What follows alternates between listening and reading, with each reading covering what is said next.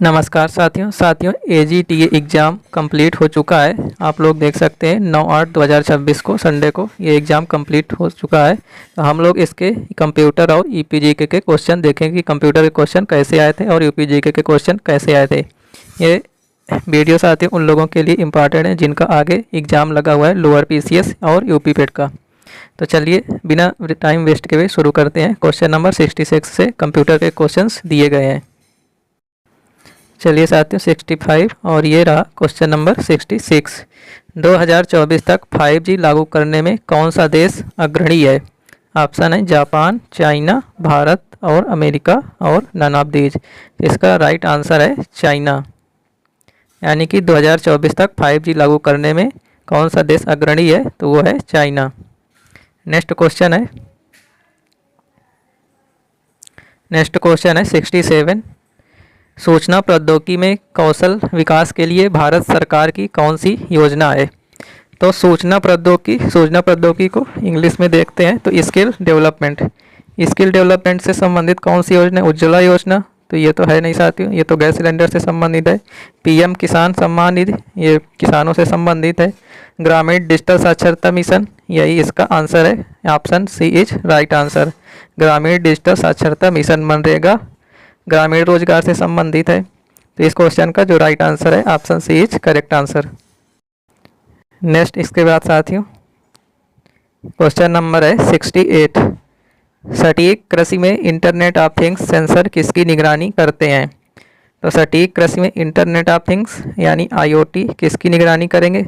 अब चूँकि बात साथियों कृषि की है तो कृषि में किसकी निगरानी करेंगे? तो मीडिया की तो करेंगे नहीं, बैंक लेन देन की करेंगे नहीं और शेयर बाजार मूल्य की करेंगी नहीं। तो option C is correct answer. मिट्टी की नमी, तापमान और फसल की सेहत की निगरानी करते हैं। इसके बाद नेक्स्ट है साथियों क्वेश्चन नंबर 69। इसको थोड़ा बड़ा कर लेते हैं। क्वेश्चन नंबर 69 है, कौन सा केबल प्रकार सबसे तेज डाटा संचरण प्रदान करता है? तो इस क्वेश्चन का राइट आंसर है ऑप्टिकल फाइबर। सबसे बाद में आया है ऑप्टिकल फाइबर, तो यही इस क्वेश्चन का राइट आंसर हो जाएगा कि ऑप्टिकल फाइबर सबसे तेज डाटा संचरण प्रदान करता है। नेक्स्ट है क्वेश्चन नंबर है 17 यानी 70। DDoS हमले का पूरा नाम क्या है? DDoS हमले का पूरा नाम है डिस्ट्रीब्यूटेड डिनायल ऑफ सर्विस, यानी option C is correct answer. इस क्वेश्चन का राइट आंसर हो जाएगा ऑप्शन C। नेक्स्ट है क्वेश्चन नंबर 71। कौन सा नेटवर्क एक भवन या परिसर तक सीमित होता है? तो एक भवन या परिसर तक वाइड एरिया नेटवर्क होगा नहीं, ये तो काफ़ी बड़े स्तर पर होता है। मेट्रोपॉलिटन एक नगर के लिए होता है। पैन पर्सनल एरिया नेटवर्क, अब यहाँ पर सिर्फ एक भवन या परिसर तक क्या हो जाएगा? लैन लोकल एरिया नेटवर्क और पर्सनल एरिया नेटवर्क। तो इस क्वेश्चन का जो राइट आंसर हो जाएगा, तो इस क्वेश्चन का साथियों जो राइट आंसर हो जाएगा वो हो जाएगा लैन यानी local area network. Personal area network इसलिए नहीं होगा साथियों ये क्योंकि ये सिर्फ एक कमरे या हाल तक ही सीमित होता है और इसमें एक भवन या पूरे परिसर तक कराना है। तो इसका आंसर हो जाएगा साथियों local area network. Option B is correct answer. Next आते हैं क्वेश्चन नंबर 72। क्वेश्चन नंबर 72 है, निम्न में से कौन 5G नेटवर्क की विशेषता नहीं है? तो 5G नेटवर्क की विशेषता कौन सी नहीं है? तो साथियों 4G से धीमा नहीं होगा बल्कि 4G से तेज होगा। तो ये इसका यही आंसर राइट हो जाएगा, ऑप्शन में नहीं पूछा है। इसके बाद नेक्स्ट बढ़ते हैं क्वेश्चन नंबर 73। भारत की आधार प्रणाली किस तकनीकी का उपयोग करती है? तो इस क्वेश्चन का जो राइट आंसर हो जाएगा फैक्स पर तो करती नहीं, सोशल मीडिया ये भी नहीं हो जाएगा, टेलीग्राम। इसका क्वेश्चन का जो राइट आंसर हो जाएगा ऑप्शन D यानी जीव सांख्यिकी। इसको इंग्लिश में देखेंगे तो इंग्लिश में साथियों लिखा है बायोमेट्रिक, इसका यही ऑप्शन राइट हो जाएगा। इसके बाद आता है क्वेश्चन नंबर 74। निम्न में से कौन वर्म मैलवेयर का उदाहरण है? तो वर्म मैलवेयर क्या है साथियों? फायरफॉक्स, ये तो सर्च ब्राउज़र है। एडोब रीडर, ये भी नहीं होगा। MS वर्ड, ये भी नहीं होगा। वानाक्राई, इस क्वेश्चन का जो राइट आंसर है ऑप्शन D वानाक्राई मैलवेयर का उदाहरण है। इसके बाद नेक्स्ट है क्वेश्चन नंबर 75। निम्न में से कौन सा TCP/IP मॉडल की परत नहीं है? तो इस क्वेश्चन का राइट आंसर हो जाएगा प्रस्तुति यानी कि प्रेजेंटेशन। इसकी IP टीसीपी आईपी मॉडल नहीं है, बाकी इंटरनेट, परिवहन, अनुप्रयोग तीनों हैं। इसके बाद है क्वेश्चन नंबर 76, मशीन लर्निंग का सबसे अच्छा उदाहरण, सबसे अच्छा वर्णन क्या है? तो नेटवर्क कॉन्फ़िगरेशन ये नहीं होगा, हार्डवेयर उन्नयन ये भी नहीं होगा, हर परिस्थिति के लिए मैनुअल कोड नियम ये भी नहीं होगा, ऐसी प्रणालियाँ जो बिना किसी स्पष्ट प्रोग्रामिंग के डाटा से सीखती हैं। इस क्वेश्चन का राइट आंसर हो जाएगा ऑप्शन सी। नेक्स्ट है साथियों क्वेश्चन नंबर 77, भारत में रियल टाइम ग्रॉस सेटलमेंट द्वारा न्यूनतम कितनी राशि का स्थानांतरण किया जा सकता है? तो आरटीजीएस में जो न्यूनतम राशि का स्थानांतरण है साथियों वो है 2 लाख रुपए। इस क्वेश्चन का राइट आंसर है ऑप्शन सी। इसके बाद नेक्स्ट है question number 78, email spam filter कैसे कार्य करते हैं? तो ईमेल अग्रेसित करके नहीं, सभी ईमेल को कोडबद्ध करके ये भी नहीं, सभी ईमेल हटाकर फिल्टर करेंगे नहीं, अवांछित जंक मेल की पहचान कर उनको अलग करके। Option C is correct answer. इसके बाद है साथियों 79, की लागर किस प्रकार का होता है? तो की लागर कुंजी दबाकर रिकॉर्ड करने वाला हानिकारक सॉफ्टवेयर या हार्डवेयर। कीबोर्ड शॉर्टकट ये नहीं होगा, संचालन तंत्र ये भी नहीं, सुलभ हेतु इनपुट उपकरण ये भी नहीं। Option A is correct answer. Question number 80 है, सेंट्रल प्रोसेसिंग यूनिट यानी सीपीयू की गति किस में मापी जाती है? तो सीपीयू की गति किस में मापी जाती है? क्या डीपीआई में, डाट पर इंच इसका फुल फॉर्म होता है? तो नहीं, डीपीआई में नहीं मापी जाती, ये तो इमेज होती है, इमेज में मापी जाती है डीपीआई। एमबी में नहीं, जीबी में नहीं, तो गीगाहर्ट्ज में जो सीपीयू की गति होती है वो गीगाहर्ट्ज में मापी जाती है। Option C is correct answer. इसके बाद नेक्स्ट है क्वेश्चन नंबर 81, उत्तर प्रदेश का ओखला पक्षी अभ्यारण्य किन 2 प्रमुख भौगोलिक क्षेत्रों के संगम पर स्थित है? अब साथियों ये यूपीजी के कंप्यूटर के क्वेश्चंस खत्म हो गए, ये है यूपीजी के। उत्तर प्रदेश का ओखला पक्षी विहार किन 2 प्रमुख भौगोलिक क्षेत्रों के संगम पर स्थित है? इस क्वेश्चन का राइट आंसर हो जाएगा साथियों, एक सेकेंड, इस क्वेश्चन का राइट आंसर हो जाएगा गंगा यमुना दोआब दिल्ली क्षेत्र ridge. Option A is correct answer. Next है साथियों क्वेश्चन नंबर 82, उत्तर प्रदेश की सरकारी सीमेंट फैक्ट्री सोनभद्र जिले के किन स्थानों से संबंधित है? तो ये सभी लोगों को मालूम होगा, प्रयागराज कौशाम्बी नहीं, ललितपुर झांसी नहीं, चुर्क और डल्ला। ऑप्शन से इज करेक्ट आंसर।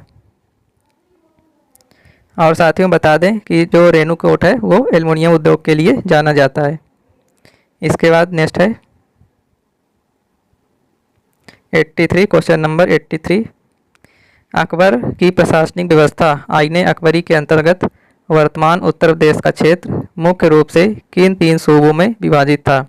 अब इसमें साथियों बात की गई है उत्तर प्रदेश का क्षेत्र, तो उत्तर प्रदेश का क्षेत्र गुजरात तो आएगा नहीं उत्तर प्रदेश में, बंगाल आएगा नहीं साथियों, लाहौर उत्तर प्रदेश में आएगा नहीं, बचता है सिर्फ एक ऑप्शन आगरा, अवध और इलाहाबाद जो कि उत्तर प्रदेश में अपना क्षेत्र था।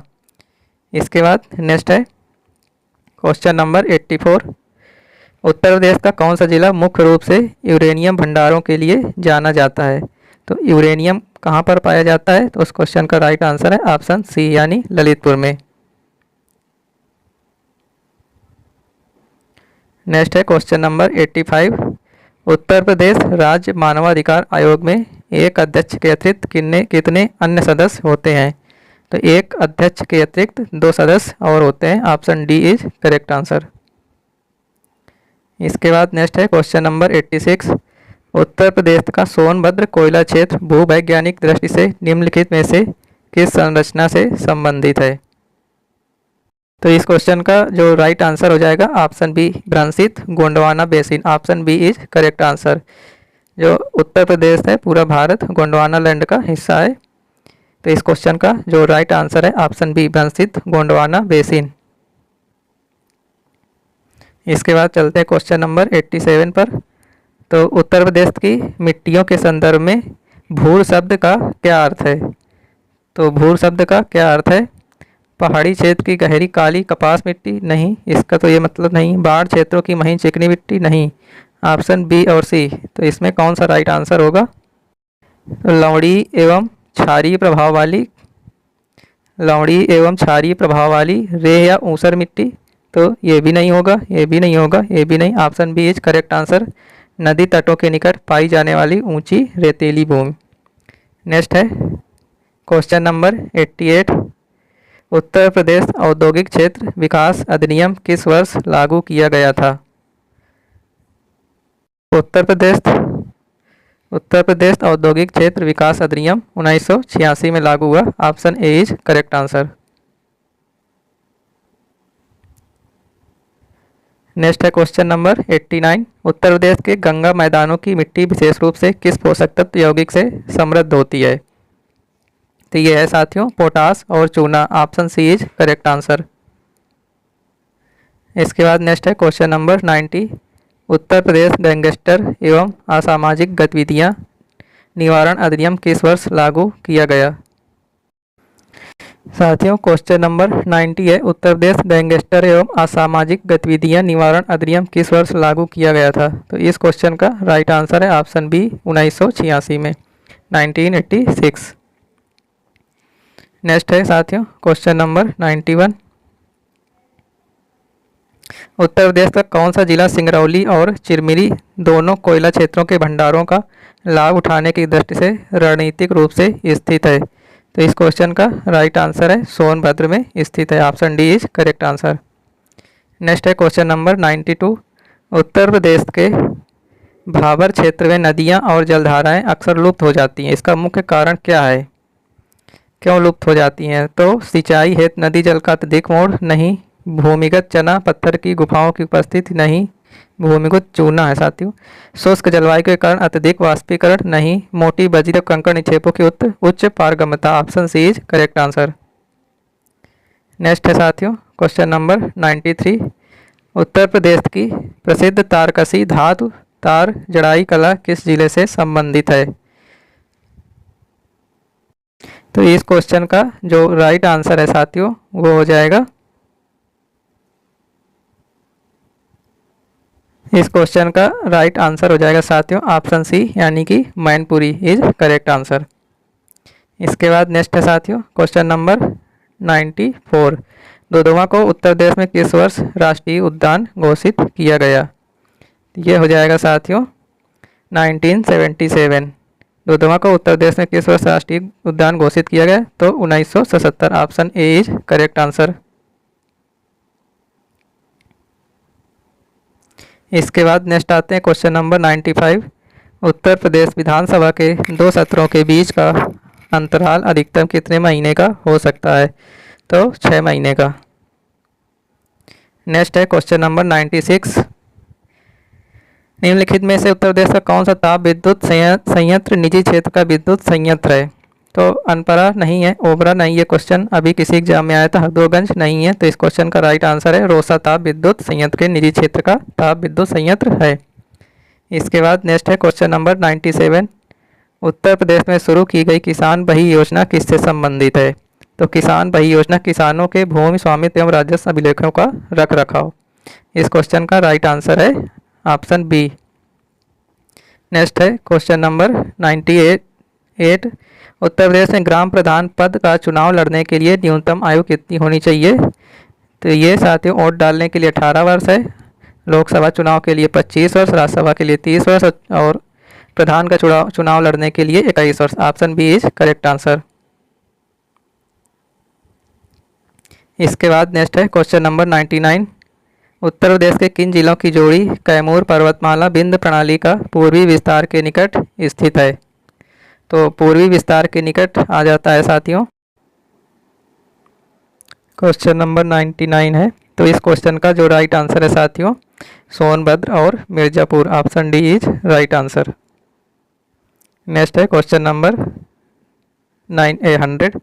ताम्र भंडार संस्कृति उत्तर हड़प्पा कालीन स्थल सनौली जो रथों और योद्धाओं की कब्रों की खोज के लिए प्रसिद्ध है उत्तर प्रदेश के किस जिले में है? तो इस क्वेश्चन का राइट आंसर है ऑप्शन डी यानी कि बागपत।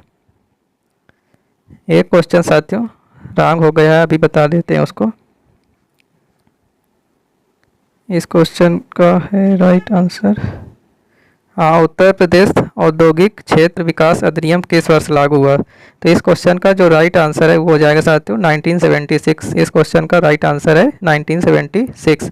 ये साथियों नहीं है, 86 नहीं, 81 नहीं है और 73 नहीं है। तो इस क्वेश्चन का राइट आंसर है 1976।